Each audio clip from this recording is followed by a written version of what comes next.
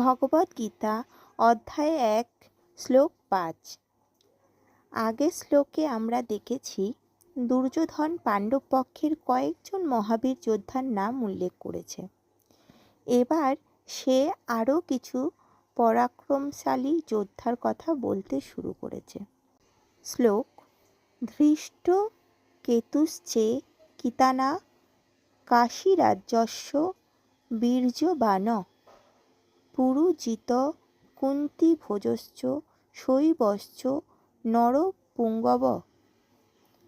বাংলা অর্থ: এছাড়াও রয়েছে ধৃষ্টকেতু, চেকিতান এবং বীর্যবান কাশীরাজ, আছেন পুরুজিত, কুন্তিভোজ এবং শ্রেষ্ঠ নরপতি শৈব। ব্যাখ্যা: দুর্যোধন একের পর এক পাণ্ডবদের দিকের শক্তিশালী রাজাদের নাম বলছে। এই নামগুলো বলার মাধ্যমে সে যেন নিজেই নিজেকে বোঝাচ্ছে পাণ্ডবদের পাশে অনেক পরাক্রমশালী শক্তি দাঁড়িয়েছে। তার কথায় স্পষ্ট হয়ে উঠেছে ভয় এখন আর লুকোনো নেই, বরং শব্দের মধ্যেই ধরা পড়ছে।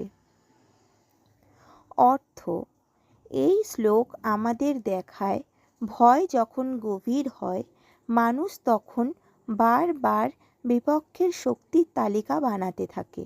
এই তালিকা আসলে মনের ভেতরের অস্থিরতার প্রতিফলন। মূল শিক্ষা: ভয় চিন্তাকে ভারী করে তোলে। ভয় মনকে অতিরিক্ত বিশ্লেষণে ঠেলে দেয়। অস্থির মন শান্ত সিদ্ধান্ত নিতে পারে না। এই শ্লোক আমাদের শেখায় ভয় যত বাড়ে মন ততই ভারাক্রান্ত হয়ে পড়ে। গীতা রাতারাতি আপনার জীবন বদলে দেবে না, কিন্তু আপনার জীবন দেখার ধরন বদলে দেবে।